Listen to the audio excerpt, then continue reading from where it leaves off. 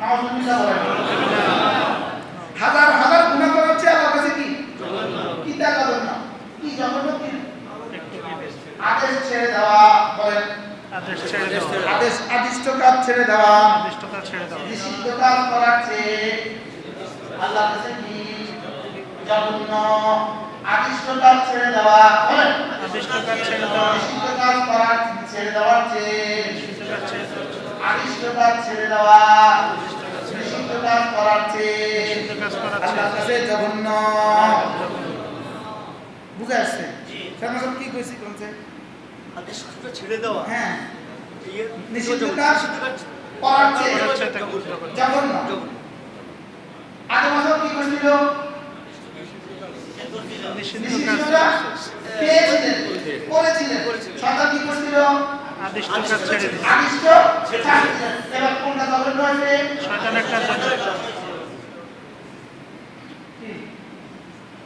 এবার নামাজ ছাড়ে কেন? অহংকার, কিবির। আদিষ্ট কাজ ছেড়ে দিয়েছে। আদিষ্ট কাজ ছাড়ে কি লিগা? অহংকার। নিষিদ্ধ কাজ ছাড়ে কি লিগা? শাহওয়াত, যেমন ধরেন আপনার দোকানে দুজন কর্মচারী আছে। আপনি বললেন 9টা থেকে 5টা দোকানদারি করবা, তবে খবরদার কিভাবে সব করবো ওই দোকানটাতে যাবা। ওটা কিন্তু আমার দুশ্মনের দোকান, ওখানে আমার টেলিভিশন আছে, তুমি ওই দোকানে যাইও না। ওই দোকানে কি আদেশ কোনটা? দোকানে যাইও না। আর ওই দোকানে না যাওয়া নিষেধ। এখন এই দুই কর্মচারী, আগে আরো দুই কর্মচারী ছিল, ওরা বিক্রি করতো 50,000, এই দুই কর্মচারী বিক্রি করে 1 লাখ। মালিক খুশি না বাজার? খুশি। কি রে এত সুন্দর ডিউটি করে এরা।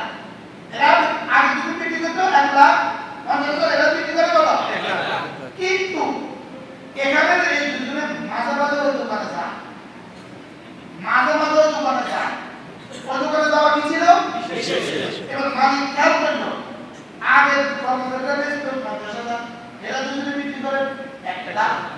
কিন্তু মাঝে মাঝে দোকানে যায়, মালিকটা চশমা খুশি করে আচ্ছা মেসেজ না তো ভালো।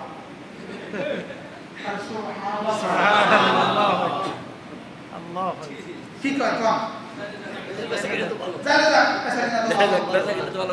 ডিউটি তো ঠিক লাগছে, ডিউটি ঠিক লাগছে, একটু নিষিদ্ধ করে দিয়েছে আর কি। নামাজ ঠিক, রোজা ঠিক, হজ ঠিক, যাকাত ঠিক, পর্দা ঠিক, সব ঠিক।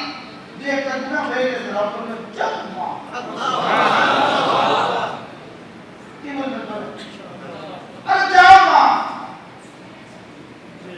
আলহামদুলিল্লাহ। বলুন হুজুর এত সুসংবাদ শুনালেন। মাফ না করলে আল্লাহ গাফর গাফর গাফর কেন?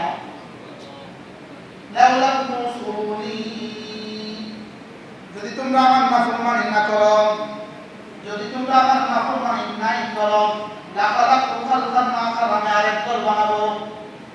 আল্লাযীনা ইয়াসুনানি, যারা নাফরমানি করবে, সুম্মা ইস্তাগফিরুনানি, এরপর আমার কাছে মাফ চাইবে, লা গাফারতু লাহুম, আমি তাদেরকে মাফ করে দিব।